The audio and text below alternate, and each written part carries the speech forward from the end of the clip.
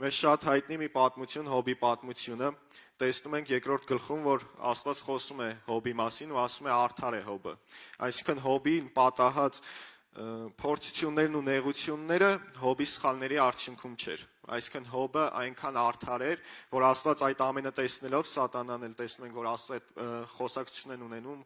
ու ասում է, որ Հոբին տեսել ես իմ արդար ծառային, ու Սատանան ասում է, որ այդ ամեն ինչը Հոբը պահում է ու Հոբը արդար է, քանի որ դու իրան տվել ես ամեն ինչ։ Հոբը ամենահարուստ մարդն էր, Հոբը ուներ անուն, Հոբը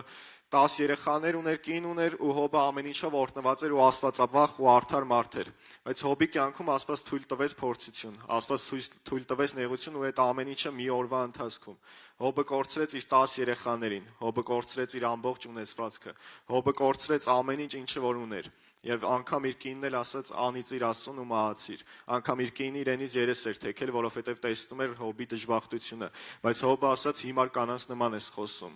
Ինքը իր կատարելությունից կարճած էր։ Հոբը Աստծուց կարճած էր, ինչքան էլ այդ ամեն ինչը լիներ, ինչքան էլ ընթացքում տրտնջում է տեսնում ենք Հոբի գրքում, բայց Հոբը միևնույն է Աստծուց կարճած էր ու այդ ճշմարտության մեջ էր։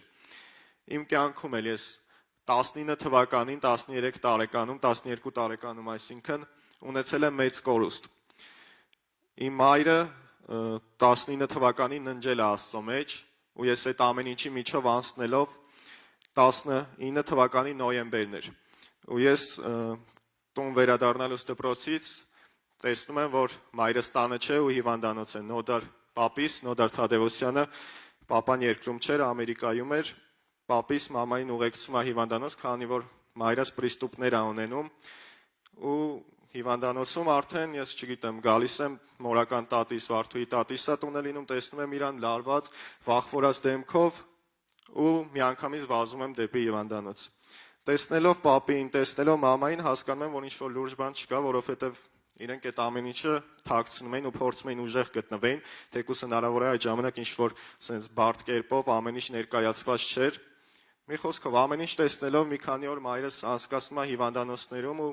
մի քանի օր անց, երևի նոյեմբերի 7-8 այդ կողմերն էր, հայրս Ամերիկայից վերադառնում է, բայց պետք է ավելի ուշ վերադառնար։ Այսինքն տոմսերը փոխում է ու շուտ է վերադառնում։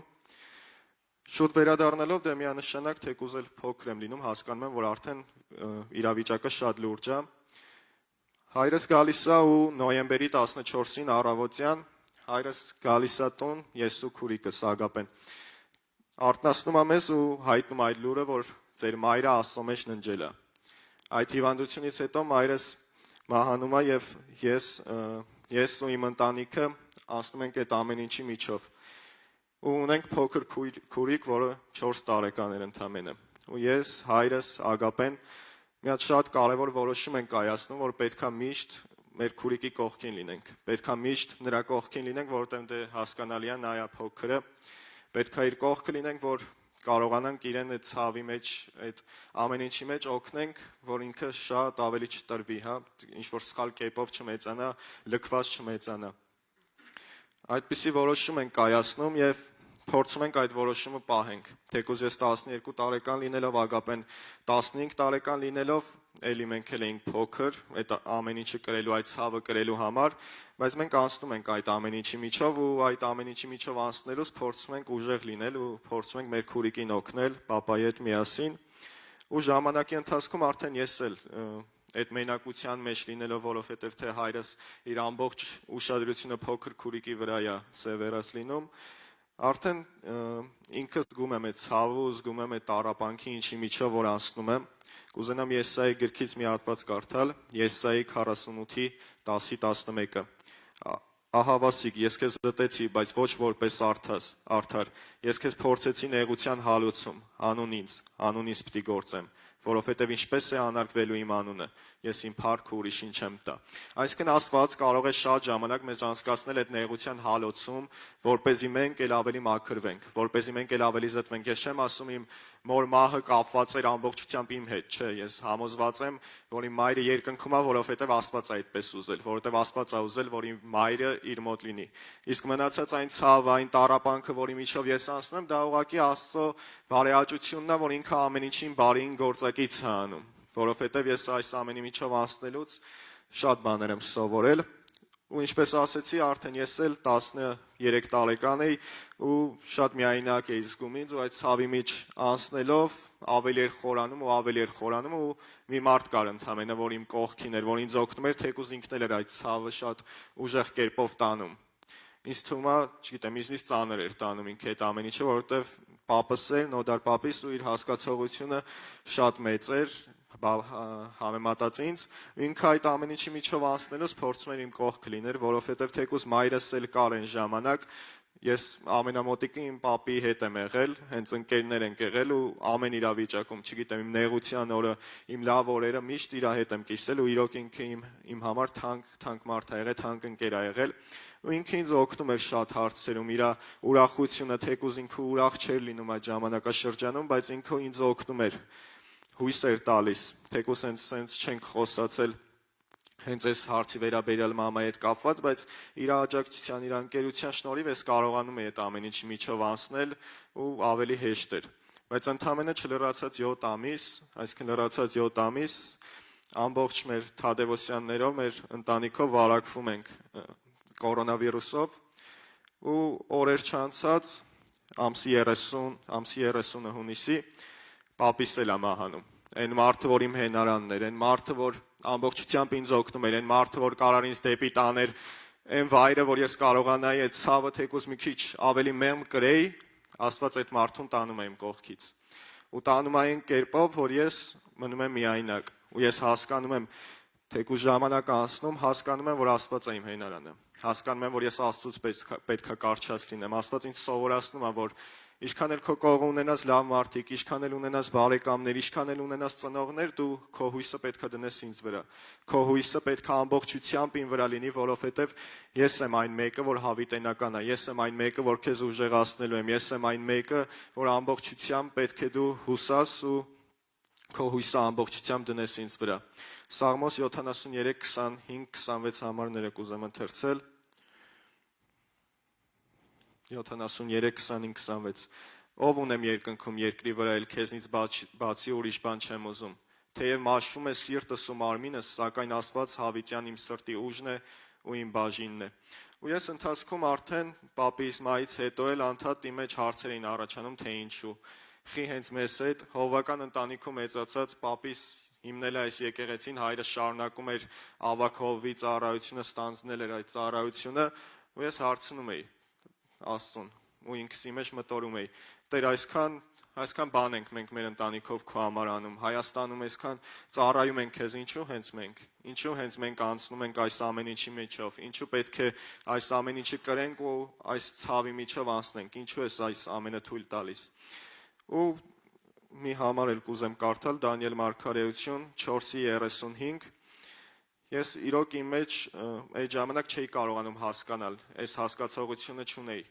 չէի կարողանում հասկանալ, որ դա Աստծո կամքն էր ուղղակի։ Ինչքան էլ ինձ ասում էին, ես չէի կարող դա հասկանալ, որովհետև իրոք ցավը մեծ էր ու այդ տարիքում էլ չէի կարող հասկանալ, որ Աստված թեկուզ այդ ցավի միջոցով կարող է քեզ բան սովորեցնել։ Դանիել 4:35 Եվ երկրի բոլոր բնակիչները ոչնչի պես են համարվում, եւ նա ըստ իր կամքի է անում երկնքի զորքի ու երկրի բնակիչների մեջ, եւ մեկը չկա, որ խփի նրա ձեռքին ու ասի նրան ինչ ես անում։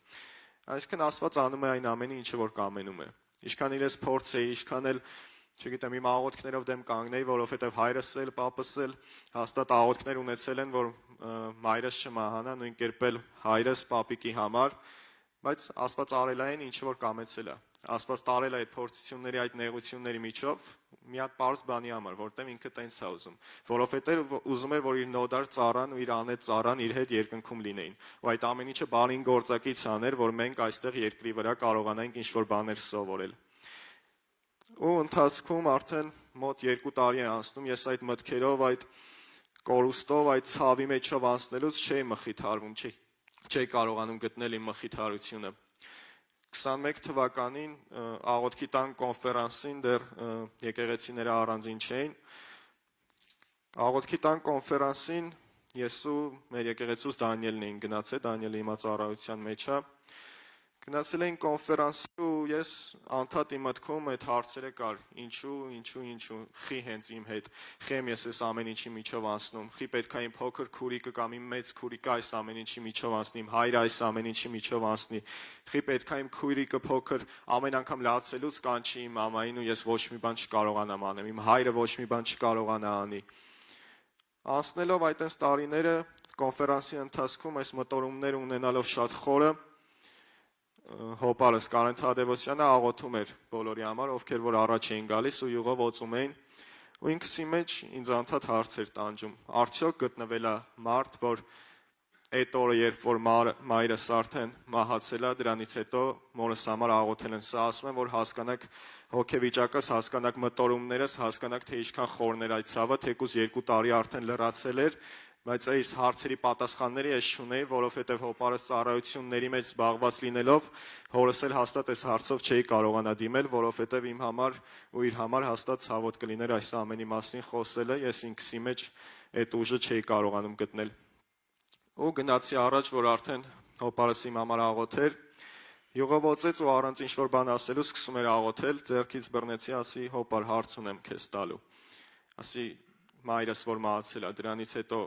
աղոթել եք իր համար, այսինքն ես հավատում էի, որ չէի կարողանում համակերպվել, որ դա Աստծո կամքն էր, ես մտածում էի, եթե մարդ լիներ, որ դրանից հետո կմտներ մորս համար կաղոթեր, մայրս հնարավոր է հարություն առներ, մայրս հնարավոր է, որ կենդանանա, որովհետև իմ ուղեղի մեջ ուղղակի չի կարա պատկերացվի, որ 3-4 տարեկան երեխու մայրը, 12-15 տարեկան երեխու մայրը այդքան վաղ հասակում Աստծո մոտ է գնում, ու հոպարս էլ ես լացակումած հարցնում եմ, հոպարս էլ արդեն ասում է հա տղես 2 ժամ շարունակ մենք աղոթել ենք քո մամայի համար, բայց դա Աստծո կամքն էր։ Ու ես արդեն համակերպվում եմ 2 տարի հետո համակերպվում եմ այդ մտքի հետ, որ դա Աստծո կամքն էր, որ Աստված էր ուզում այդ ամենը լիներ։ Եսայի 53:10, բայց Տիրոջ կամքն էր նրան ճզմել, տառապանք պատճառել, երբ նա իր անձը մեղքի ընծա դարձնի, սերունդ կունենա եւ կերկարացնի իր օրերը, Տիրոջ կամքը նրա ձեռքով կհաջողվի։ Շատ ժամանակ Աստծո կամքն է, որ մեզ ճզմի, շատ ժամանակ Աստծո կամքն է, որ մեզ անցկացնի այդ նեղության հալոցի միջով, որովհետև այդ նեղությունների, այդ կորուստների, այդ ցավերի ժամանակ է, որ մենք կարողանում ենք մեր հույսը դնել ամբողջությամբ Աստծո վրա։ Այդ նեղությունների ժամանակ է, որ մենք կարողանում ենք Աստծուց կառչած լինել, այդ նեղությունների ժամանակ է, երբ որ մեր շարժառիթը մեր ձգտումը Աստծո հանդեպ ճիշտ է լինում ու մենք Աստծո մեջ ենք լինում, այդ ամեն ինչը այնքան փառավոր կերպով է օգուտ մեզ լինում։ Ու ես Հոբի գրքում էլ Հոբ 42:5-ում ասում է իմ ականջները լսել էին քո մասին, բայց հիմա իմ աչքերը տեսնում են քեզ։ Հոբը անցավ այդ ամեն ինչի միջով, կորցրեց իր 10 երեխաներին, կորցրեց իր հարստությունը, կորցրեց ամեն բան, մահացու հիվանդությունով վարակվեց, բայց չէր մահանում ու ասում է ինքը իր ջանը քերում էր, այնքան ահավոր էր այդ հիվանդությունը։ Հոբը անցնելով այս ամեն ինչի միջով, Հոբ 42:5-ում ասում է իմ ականջները լսել էին քո մասին, բայց հիմա իմ աչքերը տեսնում են քեզ։ Հոբը խոսում է աստվածաճանաչողության մասին, Հոբը խոսում է այլ ավելի Աստծուն մոտ լինելու մասին, բայց այն ամենի հետևանքով, որովհետև ինքը անցել էր այդ ամենի միջով։ Հոբը անցել էր ցավի միջով, Հոբը անցել էր կորստի միջով, Հոբը կորցրել էր այն, ինչը իր համար ամենաթանկն էր, բայց ինքը վերջում կանգնեց ու ասաց, որ ինչի ինձ համար ավելի կարևոր ես դու, քան թե ինչ որ ես կորցրել եմ, իմ բառերով ասած։ Ու նույն կերպ էլ ես եմ մտածում։ Այն ամենը, ինչը որ ես կորցրել եմ, այն ամենը, այն կորուստները ու այն ցավերը, որ ես եմ կրել, ես չեմ կարող համեմատեմ այն ամեն ինչի հետ, ինչը որ ես հիմա ունեմ։ Այն մտերմությունն ու այն աստվածաճանաչողությունը, որ ես ամեն ինչի շնորհիվ այնց տրվել, ես ուղղակի ուրախ եմ դրա համար, որ ես այս ամեն ինչի միջով անցել եմ։ Ինչքան էլ կարող է, չգիտեմ, իմ դեմքից չերևա, որ ես ուրախ եմ, բայց ես ներքուստ այս ամեն ինչը հասկանալով ու այս ամեն ինչը իմ մեջ կրելով ես գիտակցում եմ, որ ես իրոք ուրախ եմ, որովհետև ես անցել եմ այս ամեն ինչի միջով, ու այս ամեն ինչը ի օգուտ ինձ է եղել։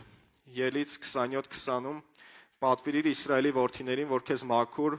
մամլած ձիթապտղի յուղ մատուցեն։ Մամլածը ինքը ճզմված, ծեծված, այսինքն ձիթապտուղը ինքը երբ որ հին ժամանակներում ինչպես էին յուղը ստանում, օծման յուղը։ Ձիթապտուղը ճզմում էին կամ ծեծում էին ու իր մեջից այդ անուշահոտ յուղը դուրս էր գալիս։ Ու ինչքան ծեծում էին ու ինչքան ճզմում էին, ինքը ավելի մաքուր էր դուրս գալիս այդ յուղը։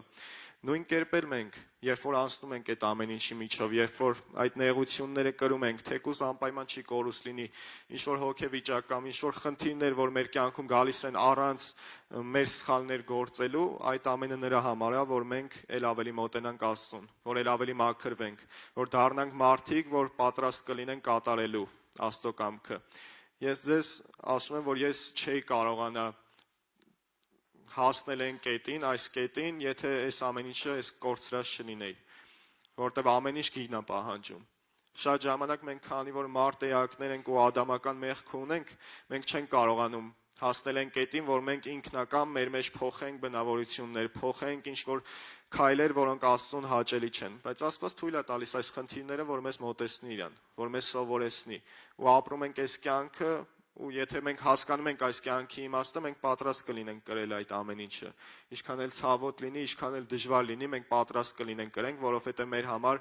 ավելի կարևոր է հավիտենական արժեք ունեցող բաները, քան թե ինչ այս երկրի վրա է։ Որովհետև ինչքան էլ ես մտերիմներ ունենամ այս երկրի վրա, ես պետք է ձգտեմ, որ ամենամոտը այս երկրի վրա Աստված լինի ինձ։ Իմ հենարանը պետք է Աստված լինի, իմ հայրը պետք է Աստված լինի, իմ ամեն ինչը այս երկրի վրա պետք է Աստված լինի ու այդ ժամանակ մենք այդ նեղությունների ու փորձությունների ընթացքում չենք գայթակղվի, չենք կորցնի մեզ։ Ինչքան էլ այդ ցավը խորը լինի, եթե մեր առաջնահերթությունները ճիշտ են, այդ ամեն ինչը մեզ կտանի էլի Աստծո մոտ։ Ինչքան էլ մենք Աստծուց նեղանանք, ինչքան էլ հարցնենք, թե խի ես այս ամեն ինչը թույլ տվել մեր կյանքում, բայց եթե մենք ունենանք այդ ճիշտ առաջնահերթությունները, դա միայն մեզ կմոտեցնի Աստծուն, ոչ թե կհեռացնի։ Ու կոչս ամեն մեկից, որ մենք նեղություններ կրելով, փորձություններ կրելով,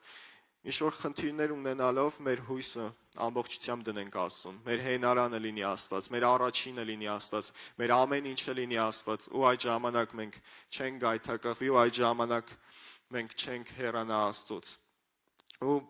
Բեգլար աղբեր ունենք, Բեգլար աղբերը գրել էր մի երգ, Արային ինչ ուզում ես, մի քիչ հետո այդ երգը կերքենք։